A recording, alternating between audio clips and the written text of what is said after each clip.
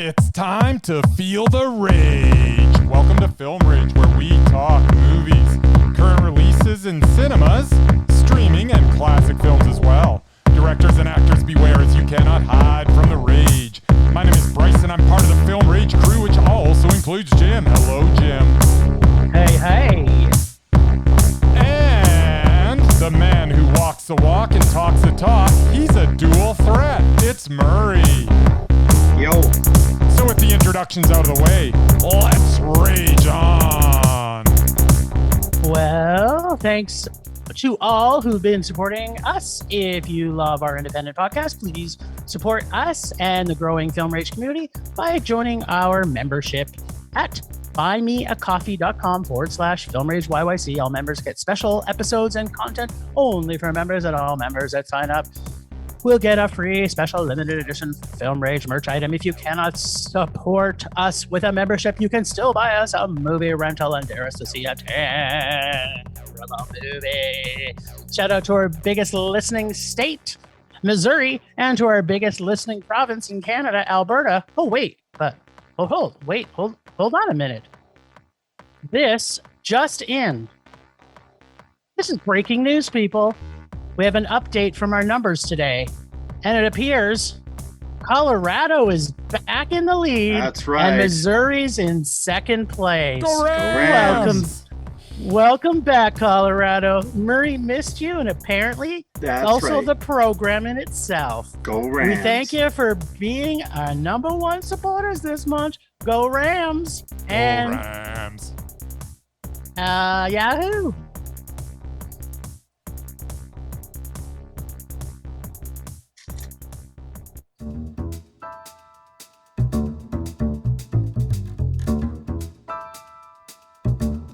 Movies are back at Canyon Meadow Cinemas. We are open for your viewing pleasure with great new films opening weekly. All health-regulated protocols are in effect for a safe and enjoyable experience. And don't forget, we should be your first choice for your next birthday party or special event. Can't make it to the cinema? We got you covered. Order concessions from our online store, and you can either choose curbside pickup or get them delivered via Skip the Dishes, Uber Eats, or DoorDash. For more details, go to canyonmeadowscinema.ca. Here at CMC, we would like to thank you for your continued support, and we are looking forward to seeing you at the movies.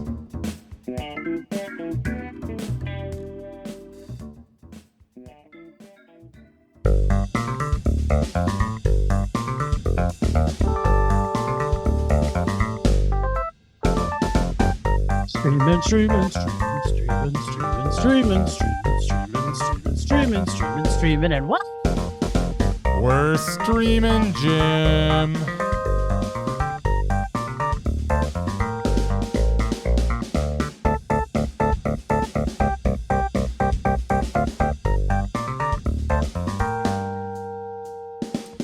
Okay, so Shudder.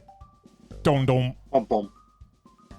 Yeah, This is streaming on Shudder, our first movie, and it looks like we're only going to be doing one streaming movie this week. And that movie is Reunion from 2020. Reunion is the tale of a pregnant woman who returns to her old family home to get away and focus on her work, but those plans are dashed, as neither the spooky house she returns to or the scary domineering mother she returns to will let that happen. It is a story of repressed memories that contain secrets of her childhood. The use of the home video footage is effective. Julia Ormond, as the overbearing mother, was quite good in the role. The house was effective as well, with black ooze that comes out of the sink representing the rotting underbelly of the environment. That was cool. The house is pretty on the outside, but there is something sinister within. Another film that relies heavily on atmosphere and does it well. Reunion is a watchable, spooky experience. It is stylish. It is a slow-burning meh. Well, what a surprise. I love the opening shots, including the super slow pans and camera movement, almost so slow that you can't even see it move. It was very unsettling, but also very cool. The film is so slow building, and you really don't fully understand the relationships of the mom, dad, and daughter through most of the film, which kind of adds to the suspense. They introduce an adopted sister, yet everything is about the mom-to-be. You know there's been trauma in the family, but our director is not letting anything out of the bag. A small, weird drop here, a creepy moment there. The film almost becomes stagnant at times, but then the little tiny pieces still drive you to want to know more about what's happening in this very weird family. My biggest complaint is the music score and the sound. It really did nothing to build the tension, in my opinion. I think they could have had a much better atmosphere built with a better sound score and music. But then again, 27 minutes in and boom, Creepsville, New Zealand. There is a huge drop of what you think is something super creepy, but wait, it's not. It just gets creepier. I love the tension of the relationship of the mother and daughter. I like the slow build, the evil CLF sister, the confusion of who is most mentally ill, either the mom or the daughter. There was a lot of good in this film, but ultimately I felt there was almost too much they were trying to imply. I don't know the addition of the ghostly side of the story was important to add, and the daughter's profession and the fact that she was into the occult did not really matter so much. I mean, it did and it didn't. So it was kind of, I didn't think it really built to help to add to it. Not sure what was necessarily needed. The mother and daughter were enough weird and creepy. I normally love New Zealand horror films in general, but the messiness and confused ending, I really think could have made this a mondo, but the end was just a little too choppy. And what the fuck was the very, very end? I want to get that out there. And the caretaker dude's like, okay, yeah, I'm the caretaker dude. Let's go. It was a meh. Yep. I'd like to disagree with anything you said, but I 100% agree with pretty much it all. So there you go. The caretaker guy, it was just like, it didn't make sense. There was some stuff in here where it's like, okay, that's basically, I'd be watching it and I'm into it a little bit, and then something would happen and I'd be like, okay. Yeah, it was kind of like random creepness that didn't really add to building the story at all. It was okay. I think that it could have stayed stripped down and clean, just had the mom and the daughter relationship that was creepy enough, right? Okay. Okay, but here's a question. Okay. Clone or Satan's child? Or both? I'm going both. That's what I thought. If you're gonna have a clone, you hope it's Satan's child, and if you're gonna have a Satan's child, it might as well be a clone. Absolutely. So yeah, at the end of the day, it was okay. What do you call that? And meh. Nice. I think if Murray watched it, he would also have given it a meh. Yeah, definitely. All right. Well. Okay, well, guess what? We went to the cinemas.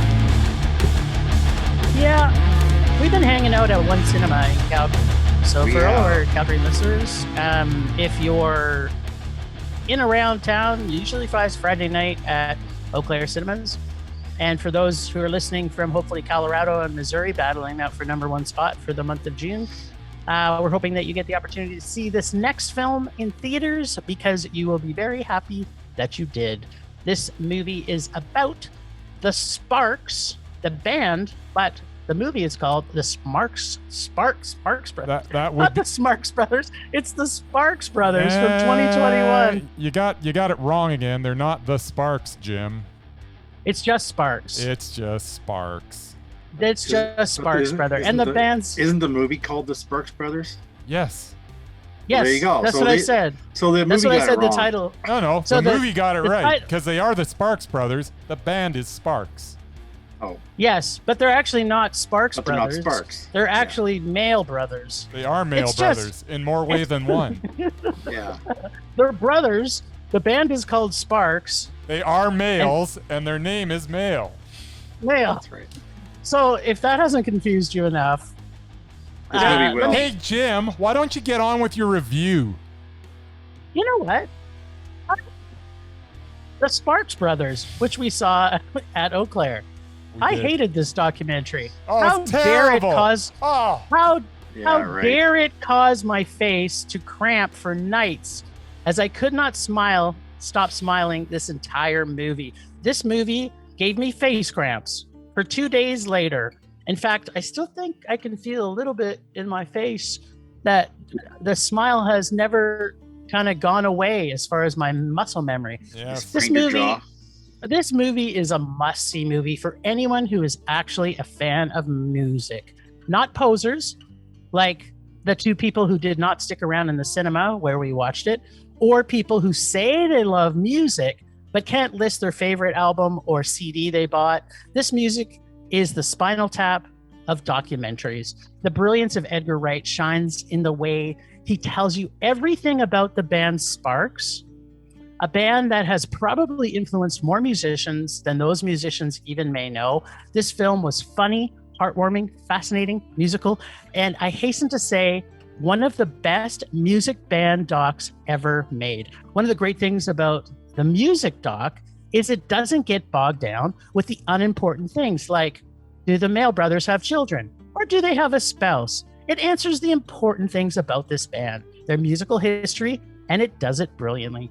As I mentioned, if you are a true fan of music, you must see this film. This film was 2 hours and 25 minutes, and I wanted another 2 days of just being inside these talented musicians' orbits of awesomeness. This movie is not Mondo. It is a perfect Mondo. And that is the first time I've ever said that in this podcast, and I will continue to say it for the rest of my life. Edgar Wright, can you do this again with many more musicians? And I had a favorite line. The best British band to ever come out of America. Nice. Yep. All right. Well, I don't want this to be like, because I'm pretty much going to be saying the same thing as you. So we'll leave my review till last. I understand Murray saw this. He did get to see it. I saw his picture in the social media. That's right. I was in the theater on the day off, which is when I had to see movies now. Nice. All right. Well, as I watched this, I echoed the sentiment of somebody they interviewed early in the film. Who the bleep are these guys? Seriously, 25 albums over 50 years, 800 songs. I had no clue who they were. Never friggin' heard of them. So here's what I found out about Sparks. They produced my second favorite song from the best BMX movie of all time, Rad. There you go. Which was shot in Calgary and Cochrane, by the way. Nice. The song was Music You Can Dance To, which was part of a super awesome 80s dance montage in the film. Who knew? Yeah. Well, we did, but you didn't. Well, I didn't. Jason Schwartzman is actually the son of Talia Shire. Somebody asked him if he'd seen Rad, and he said, yeah, my mom's in it. I had no idea he was related to her. No idea. Nice. And they did a song with Jane Wiedlin from the Go-Go's and a video. Yeah, and I think one of them had sex with her, but that's all. That's I can also say about true. That. I thought she was a lesbian, to be honest. That's what I'd heard. They were also on American Bandstand, one of my favorite 80s shows. Yet somehow this child of the 80s managed to miss all that. So I'm just going to be a little sexist here, but chick drummers rule. And these guys seem to like them because they had a lot of them. I think that's anti. Well, sexist, kind of is. isn't it? But whatever, I don't care. I'm an old guy. I'm allowed to be that. Okay, and finally, much like Queen, Sparks just kept reinventing themselves. I give them mad respect for that. So while there are some dull moments in the film, and it certainly didn't need to be 2 hours and 25 minutes, I did enjoy learning about these guys, and the dude with the Hitler mustache was mesmerizing. So begrudgingly, I must give this a Mondo. What? Nice. You know what? When I was watching this movie, I kept saying to myself, I don't know if Murray's going to appreciate this because there was a lot of content from the 80s. A lot. But they had a lot in the 60s and 70s too. Yeah. Like I get it, 50 years of making music, but I didn't need to see all of it. But I wanted to see more of it. It was still a Mondo, but they were just weird. Just weird. Like they were before Weird Al came along. They were weird. Like it was just. They were artists. Yeah, they were something. I'm wearing my yellow mustache for Ron right now. I couldn't get the Hitler one, but this is as close as I could get. Well, you got to shave. All right, so ever since I watched this film, I've been watching Sparks clips on YouTube like ad nauseum. Every time I get on the computer, I'm over on YouTube and I at least watch one video. I can't get enough of these guys, and their recent music is awesome, just as their entire catalog is. It is inspiring to see men in their 70s still at the top of their creative game. Growing up in the 80s, I was aware of a few of the Sparks songs as they got some sporadic play on television, but this doc gave me a much appreciated education on the artistry of your favorite band's favorite band, as the tagline for the film proclaims. Ron and Russell come across as uncompromising innovators, as a lot of band sounds over the years can be traced back to Sparks. You can tell that this was a real passion project for Edgar Wright, as affection for his subjects is undeniable as you watch the film. I love the fact that once again the doc got to the point of their lives where they started to make music, and that is where the doc's focus stayed, on the music. Through Wright's clever editing and mixing of film styles, sound, archive footage, and new footage, and even the use of puppets, we get a unique documentary experience that fits perfectly with the story of Sparks. This was an original vision of an original band that was a unique journey like nothing I have ever experienced. The way the film was made was a mirror of the band Sparks, as it took its art very seriously, but somehow also had a tremendous amount of fun doing it. The band Sparks is Mondo, and the Edgar Wright film, The Sparks Brother, is also Mondo. I loved this film. Yes. So have you gone back? Because if you said you've been watching a bunch of Sparks videos, did you also download for your sassy little iPod? Did you do the FFS too? That album. I haven't. That album is outstanding. I know. I haven't downloaded anything yet. It's all coming, and I'm not going to download. I'm going to try to seek these out and get a hard copy of everything, because that's what I do. Well, I think you should just download the FFS so you can hear it. There's a song in there that I can't get out of my head, and now it's stuck there for life. Yeah, I ended up hearing. I've heard two songs. Off the FFS? Yeah. So for people who are listening, FFS was a collaborative project they did with Franz Ferdinand. Yeah. Who's one of my favorite bands. So yeah, the fact that these guys have been with everybody, and probably in every way that you can imagine why I'm saying that. So it's such a good movie. Everybody on earth should be forced to watch this. Just because they should want to force themselves to watch it. They should want to, but not many. But everyone just needs to watch this, and the whole world will be a better place, because at least you'll be happy for a few days. Because there's no coming out of this movie and not having a smile on your face. So I know my face. All you miserable SOBs out there, go watch the Sparks Brothers. Yeah, look what it did to Bryce and Murray. They're usually miserable SOBs. Exactly. Look how joyful they seem right now. I think that's probably the most truth thing I've said. I'm a teller of truths today. There you go. It's not going to last, trust me. There's only one teller of truths on this podcast, Jim, and that is yours truly. Yeah. Okay. We know what that looks like. All right. Well, so from pure bliss to pure garbage, let's move on with this next one. Hold on, little mister. Well, then. It's not your turn to talk. It is time for Murray to talk about his boy, his man-child, his love interest. His man-child. What are you talking about? Ryan Reynolds. Murray, tell us about your love of Ryan Reynolds and his latest movie. Thank you for letting me go first before Bryce rains on my parade. I don't know he will. Where to start with this film? First of all, it's a mother freaking Salma Hayek dick kicking mondo for me. And despite what you may hear from my fellow ragers, a lot of other people like this movie too.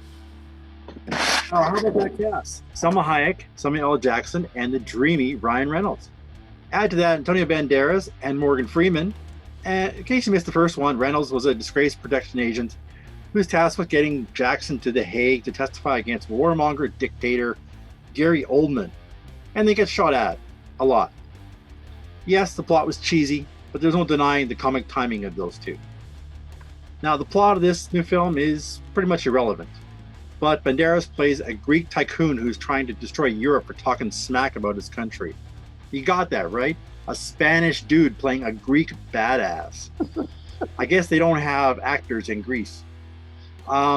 Jackson and Hayek are trying to stop him, and Reynolds is just along for the ride, and he gets shot at a lot. I missed a slew of profanity in both English and Spanish. That would make most mothers blush. There was a lot of very funny scenes, and people need to stop running over Ryan Reynolds with their cars. Is it ridiculously over the top? Sure, but it's very tongue-in-cheek humor. Does it follow the same tired formula as most buddy action comedies? Yeah, but Reynolds and Jackson could pull it off, and yes, it's predictable.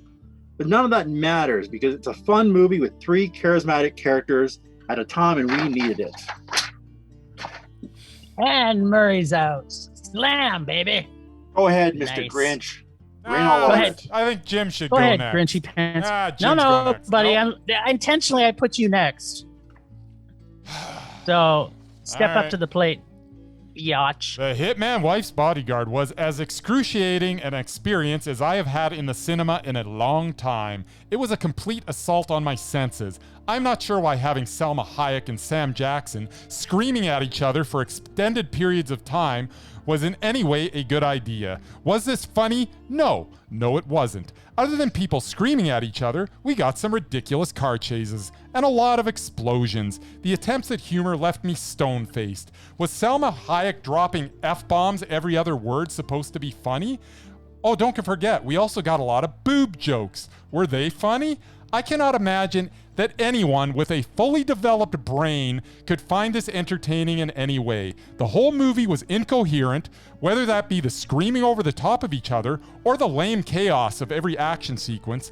I was trying to come up with the perfect word to describe this film, and I believe I've come up with it. The word to describe this loud, obnoxious, lame, crappy, deplorable, excruciating pile of garbage is unpleasant. This film was unpleasant. Another word to describe it is rage. Yeah, maybe you shouldn't have gone to it. Yeah, no, he's gonna see F9 this weekend, so he'll be. If you think that was bad, wait till F9 hits him. It's not gonna be as bad as this. There's no way. Okay, so we've got the top of the pile and we've got the bottom of the pile. All right, well, let me tell you what I thought of Hitman's Wife's Bodyguard. First off, as Murray had alluded to, Antonio Banderas is not Greek. Seeing him pretending that he is Greek felt like seeing Sean Connery play any character that isn't Scottish. This, of course, annoyed me to all get out. Then I started thinking, why is this? And it hit me. No pun intended. This movie is a complete throwback to every 80s action movie. Every action scene literally had something explode. And I mean everyone, every single one, they would have to stop and make a complete look that something exploded. The dialogue was riddled with one-liners that are corny as fuck. Ryan Reynolds' character overacting in every scene. As I'm watching this, I completely understood why Murray loved every single thing about this film. His love of nostalgia and corny 80s movies was like a giant homage-gasm all over the screen. I also know why every 5 minutes, Bryce was sighing and shaking his head through this entire movie, because everything about this movie was contrived and stupid and silly, which is everything he hates in a movie. But what it had was Salma Hayek, and she was funny, dirty, kick-ass, and pretty damn sexy as hell for a soon-to-be 55-year-old woman. And you know how I love my ladies who kick ass and punch dicks. this has so many things parodying itself in this movie, and I laughed at it as many times as I laughed with it. There was so much bad in this movie, but at the same time, great, as it pushed the boundaries of making fun of itself, including the dialogue, music, and plot. I found myself enjoying this way better than the original. But I didn't love this movie. I just thought it was pretty meh. There was some fun in this. I liked it. I thought it was making fun of itself. None. It had. If you came into this movie expecting it to be, well, this is the problem. Is that Bryce went into the movie already knowing he was going to hate it. He had a closed mind when he started watching. I didn't have a closed mind at all. I go into every movie. I think you did. No, I think you did. Whatever. But whatever. Move on. Garbage is garbage. That's up to you. But the thing that I found the most fun about this was the parodies. Like, I don't know, Marie, did you pick that up? Parody's great. Yeah. If it's funny, but if it's parody for the sake of parody and it's not funny. Yeah, I thought it was funny. I spent 90 minutes laughing. That's all I know. There you go. Yeah, I was laughing. Most fun I've had in a movie in a long time. I was also laughing for pretty much. Had to be fun. Well, not 90 minutes straight. Didn't have to be there was deep. Some funny just had to be fun, and that's all it was fun. Yep. I had no Agreed. fun. No fun at all. The best thing about this is that we got a trifecta that doesn't happen very often. So I couldn't be more excited. All right. It's film rage. It's film rage. Temperature rising. Vision blurring. Rage taking over.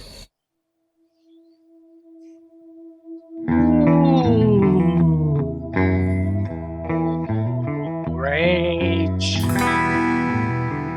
Rage this week is really simple. Content. We've been waiting for how many? It seems like 27 years to go back to the cinemas. And we're lucky to get 2 movies show up that's new. Like, what the hell, people? Could they not have planned this? I know there's a ton of movies that are just been waiting to be released. And now it's just bottlenecked everything. And we're getting like 1 or 2. And apparently, the only things we're getting are sequels. So it's like, can we not have an independent release from somewhere, anywhere?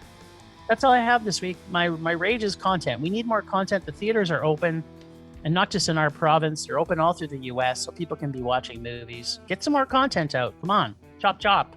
Hear, hear. My rage is actually very similar, Jim. What?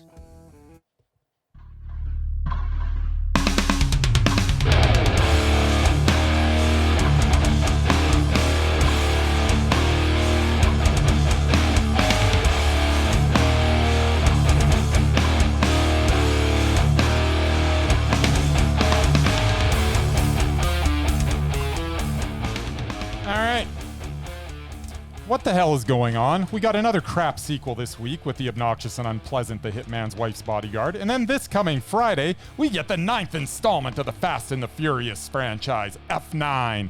And then on July 2nd, we get The Forever Purge. And then on July 16th, Space Jam, A New Legacy comes out.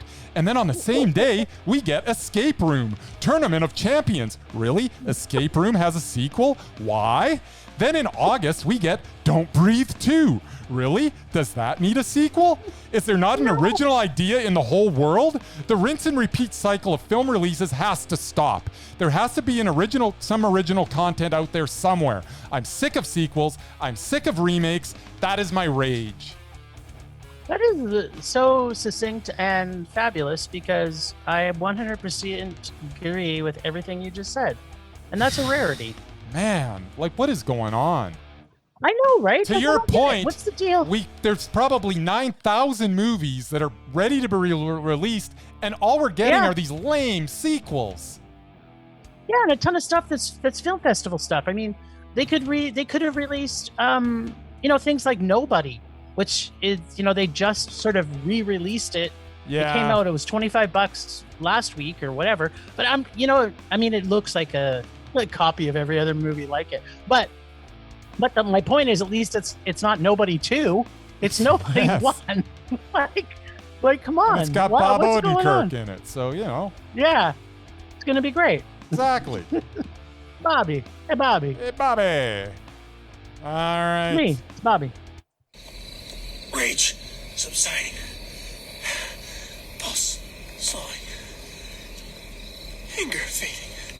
Have you ever watched a movie and thought to yourself, what were they thinking? Because we sure have. So much so that we named our podcast after it. What were they thinking?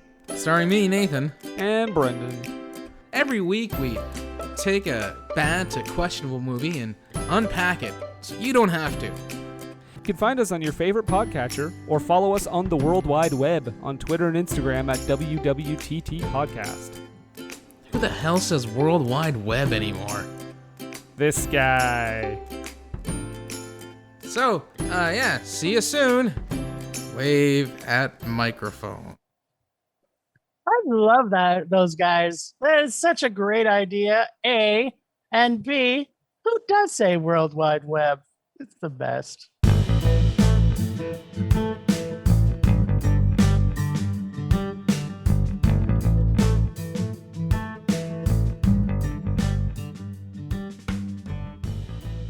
Is it my turn now?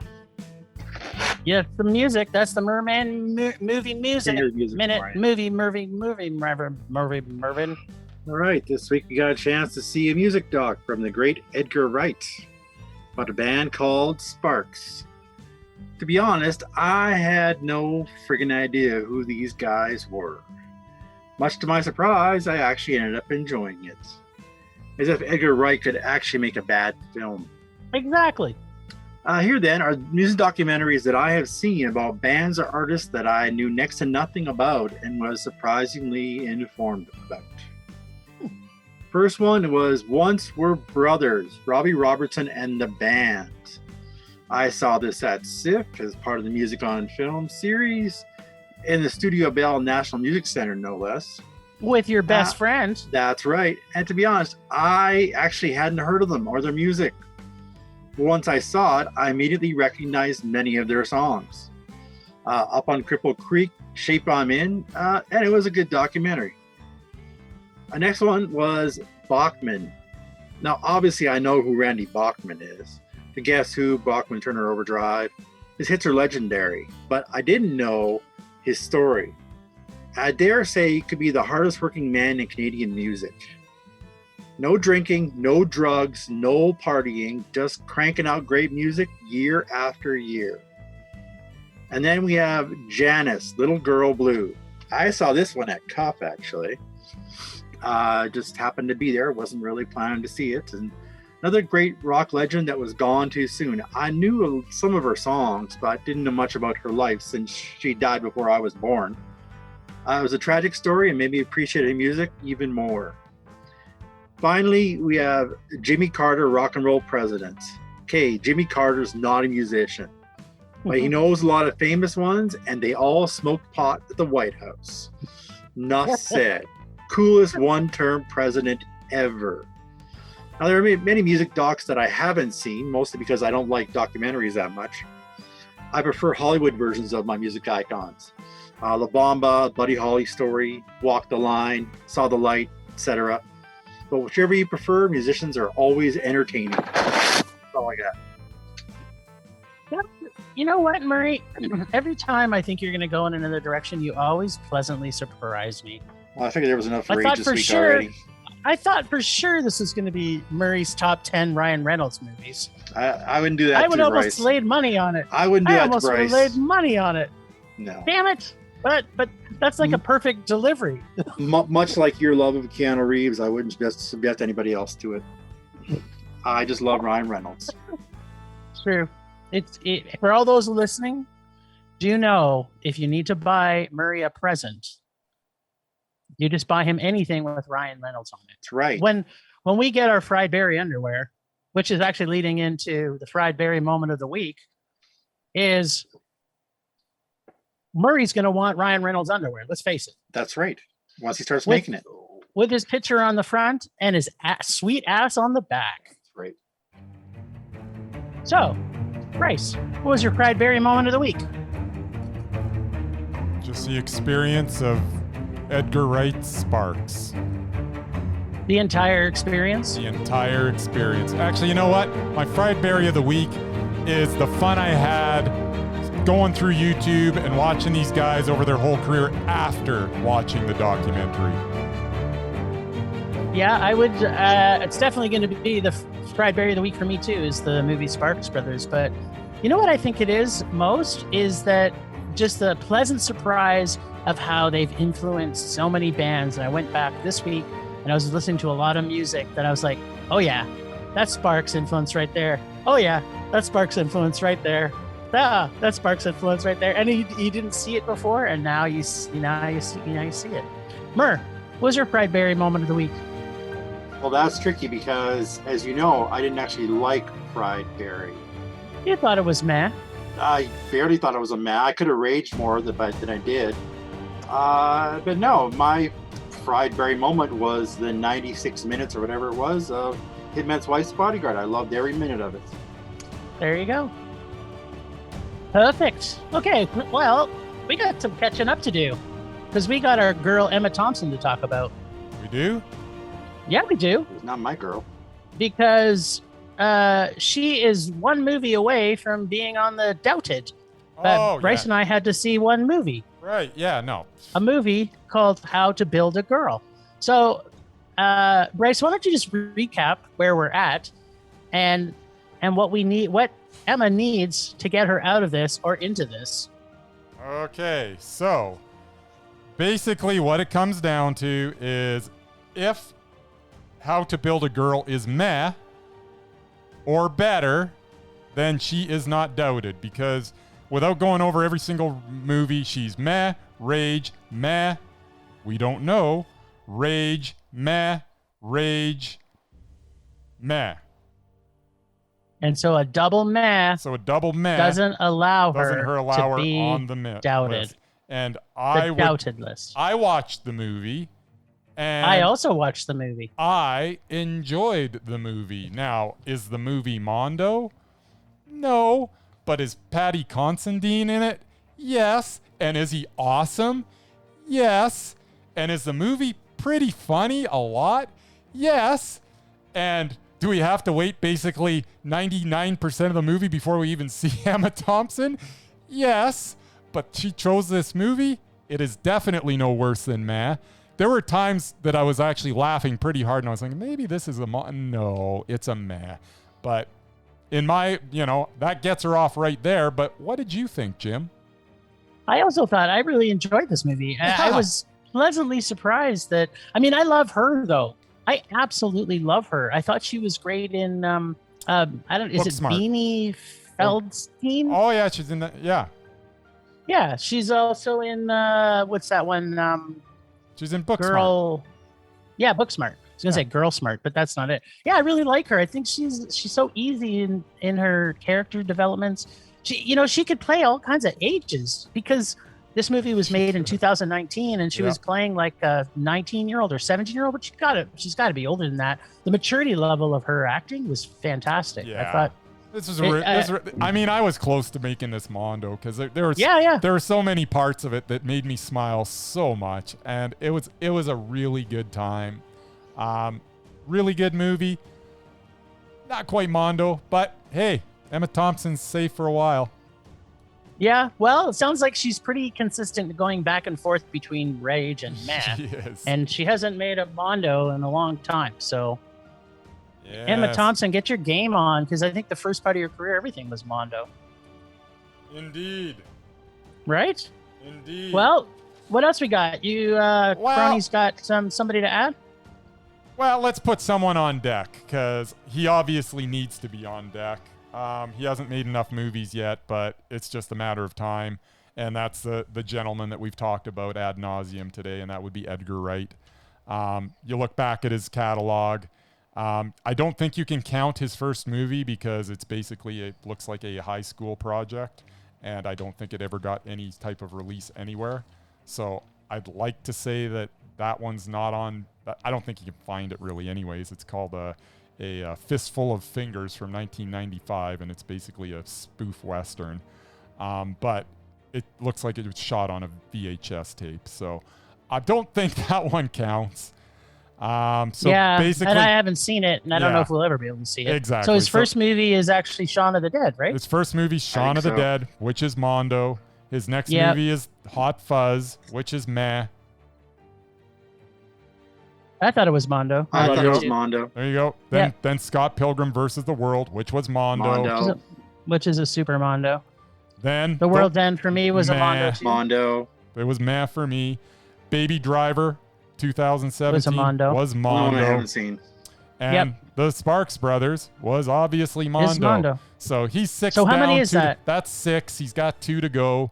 He doesn't rush into anything because he's made 6 movies since 2004. So he's still got to be on deck. I think he's got a project or 2 on the go right now. He has something coming out in 2021 called Last Night in Soho. Yep. He's got something in production called The Running Man, which I'm guessing is maybe a remake of The Running Man. So that might be the killer, but who knows? Yeah, I don't know. The original Running Man was Mondo, so why shouldn't this one? Because and then in development, because of what we've been talking about all episode, Jim. Yeah, it's true, but there's a difference. Who doesn't want to see Nicholas Frost run? Fair enough. It's actually Nick Frost that's going to be the Running Man. It's like one of his best friends. What? Yeah, maybe it will be, Jim. That's all you need. That's all you need. That would be awesome. Yeah. You don't know. You don't know what it's going to be. You know what? If they make a comedy of it, this could be the best comedy ever made. There you go. So anyways, I just thought he was worth bringing up because he's definitely on deck. Okay, well, I'm putting him in the on death category. Not death category. Deck, yes. He's nowhere near death. He's still a fairly he's young nowhere man. near. He's nowhere near death. All right. Anything else you guys got? I got another director for you, and I don't know if 8 Back we can call a movie. It's only 46 minutes long, and I don't think it got a release. That's a no. It's got to be more than 60. So then he's only got 7. So I'm sorry, it's another on deck one, but it's someone that I don't want to forget about later. So I want you to write him down. Yep. If you guys agree. Okay. Alexander Payne. Heard the name. I think he got a few Oscar nominations. Oh yeah, he did Nebraska. Yep. So let's and go. Descendants. Yeah. So let's go 7 Back. Citizen Ruth with Laura Dern. Mondo. Yeah, that was a Mondo. Yep. Election was a Mondo. About Schmidt. Mondo. Sideways. Mondo. The Descendants. This is where you guys might... Wait. No, wait. Did he make a movie called Paris Je t'aime? Look at it. I don't think it's... It's 2 hours. What? How did I miss that? I don't know. Okay, I gotta go. Maybe. Oh my God! It's one of those ones that's a whole bunch of shorts in one package. Thank you. Why? Yep. Okay. The Descendants was Mondo for me. Was Mondo? Okay. Yeah. Perfect. Was for me. Nebraska was Mondo. Was Mondo. Downsizing was Mondo. No, it was meh. Okay. So his next one had better be Mondo. Yep. I can live with that because his batting average is quite good, Jim. So yeah, I would chance. 100% agree with you. He's super talented and has a lot of chance to make it. It's gonna suck though if he makes another meh because starts over. Start all over. Let's hope he's gonna have to start. As I say, I'll take those chances. This guy has nothing but good stuff going, so I will be shocked, absolutely shocked. So Edgar Wright, you're saying has 2 more to make? Yeah, it's 2 more. But he's got 2, like one pretty much shooting or done. It's going to come out this week. There you go. It's done. It's coming out this year, and he's got another one on deck. So this might not be such a long wait as maybe typically with him because he was pumping them out, every 5 years it seems. So. Yep. Yeah, it's good. But maybe he's been doing a lot more writing, right? So he's been doing stuff. I mean, wouldn't it be nice to be one of the Alexander Payne or Edgar Wright, where you basically only have to work when you want to? The guy's made 6 movies since 2004, And other than that, he's just, you know, and Alexander Payne has made 7 movies since 1996. You just get to produce stuff and make money in other ways, and then finally you get a project that you're like, ooh, I like that, and then you go get to make it. Of course they're going to make Mondo movies. They wait until they get the perfect script every freaking time, and much respect for that. And they also have the talent to back it up, right? Absolutely. So it's like, yeah. I don't know, Mur, did you, out of those ones, did you see all of those? Did you see Nebraska? Alexander Payne? No, I heard the name. I don't think I've seen any of his movies. Oh, you didn't see Descendants or No. Sideways or? Nope. Wow. I bet you like it. You should probably watch Downsizing first. Yeah. Downsizing and Sideways would be the ones that you Wasn't Downsizing the Matt Damon one? Matt Damon. Matt Damon. Yeah, it looked kind of dumb. It was kind of meh for me. What saved it though was What's Her Head. She was so freaking awesome. And I think that's the What's Her Head that I wouldn't like. So that's why I didn't see it. No. Was she an SNL person? No. Oh. What's her name? Look it up real quick, Jim. I'm on it. She was in American Girl and. Oh yeah, Kristen Wiig. You No, mean Kristen Wiig? Or stop it. SNL. No, she's a Saturday Night Live girl. Kristen Wiig was SNL. Yeah, I understand that. And yes, I even forgot she was in the movie. That's not who why I'm I talking wouldn't about, see Jim. it. I'm talking about the actual Yeah, she wasn't co-star. Yeah, isn't that Hong Chow? Yes. Yeah. Yeah, She she's is pretty cool. awesome. She's Yeah, not pretty cool. She's awesome. Yeah, she's been in some okay films too. We'll have to look at her another day. Well, that was somewhat productive because we just finished our Emma Thompson marathon. Yes. And we're still trying to see Thomas Vinterberg's At least it wasn't last movie. At least it wasn't a Denise Richards marathon. or a Tiffany Haddish marathon. And yet again, we get to talk about Tiffany Haddish for another episode. There you go. She's bound to come up. Yep, she's just like dinner. All right. Okay, well, what else are we talking about today? Oh, are we not done with that? Yeah, we're done. All right.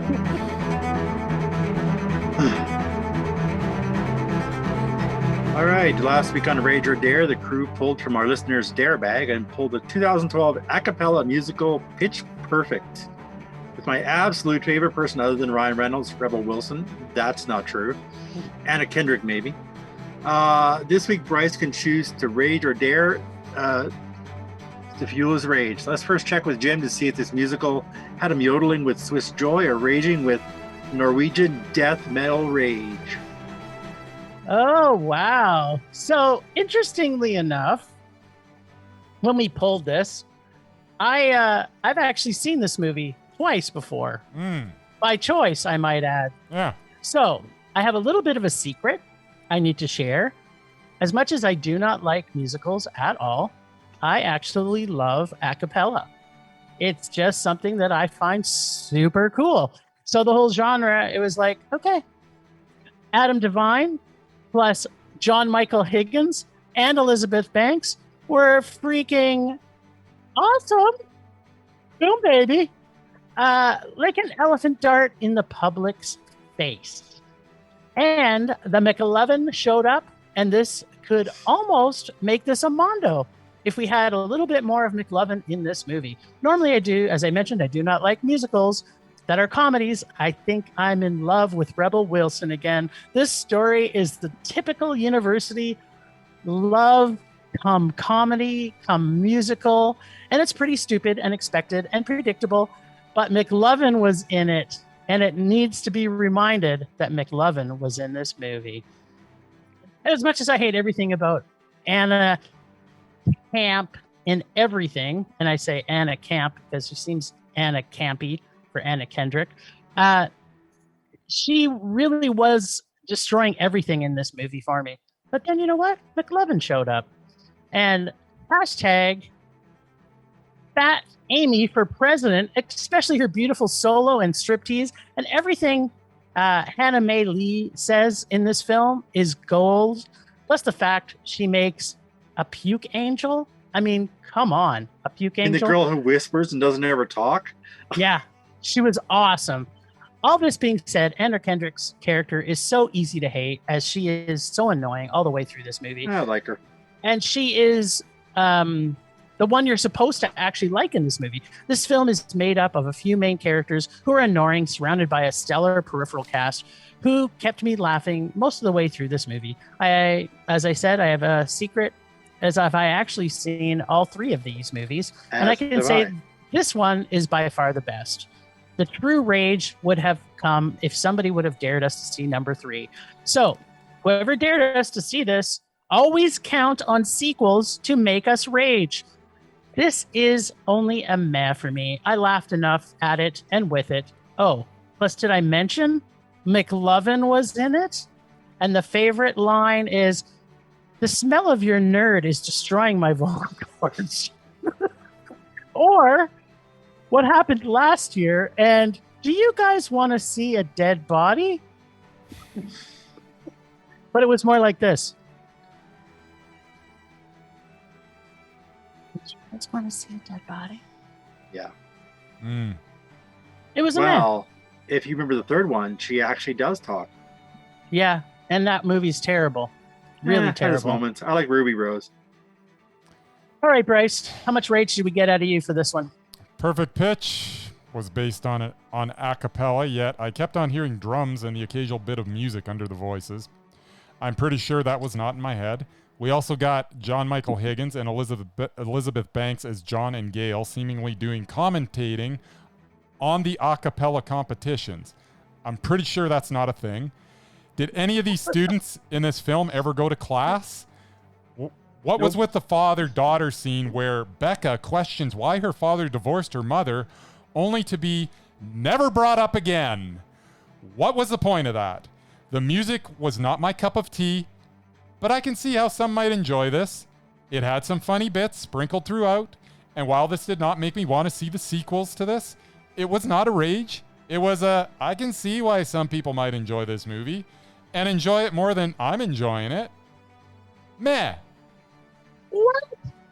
It didn't make me What, rage. what should have been it? I know, I right? laughed enough that how can I rage at it? I must have chuckled I know. half a dozen times, maybe more. Amy, every time she was on there, I was like, Rebel Wilson's back, baby. Not every Yeah, time. that was awesome. my least favorite part of the movie, but I got over it. I know you're not a big fan of Rebel. And FYI, McLovin hates Yes. Canada.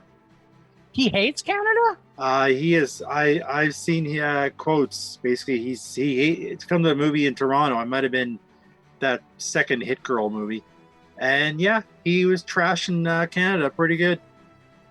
Just so you know. What? So I'm not a big fan of his, but he's only in the movie like the beginning and the end, so it doesn't matter. How dare McLovin? I did enjoy his large friend who, if I could sing a lick, I would be in this, but I can't, and it tortures me. I love that guy. Yeah, there was some fun in this. Well, apparently, I watch it every time it's on TV. let's make a key to our listeners. If you're going to rage us, to dare us, to rage, to dare us, it should be a sequel. Well, and preferably yeah, the but last sequel in whatever quadrilogy multiplicity of sequels that there is. Don't start with one. Always start with the last one. It's always going to be the worst. Yeah, in their defense, you guys both hate musicals, so it's a pretty easy target for them. I don't know if Bryce hates musicals as much as I do. I think he kind of does. But You hate musicals, Bryce? I hate bad movies, Jim. Oh, that's right. That's what Bryce hates. Sure. Okay. All right. Well, let's find out what Mr. Bryce Boy likes to choose this week. I think he doesn't have much of a choice. I think he has to choose from my bag. Do I? I think so, because you had. Let's just see. What's your bag? I don't even know anymore. It's got the Yeah, mine's the beautifully typed bag. All right. Because I'm beautifully typed. Just pull something from your bag. I'm loving this. I'm Mick-loving this, actually. Do you even remember what's in your bag anymore? No, I bet you there's stuff in there that's going to make you happy. I wish I could do a do-over. I made that bag so long ago now.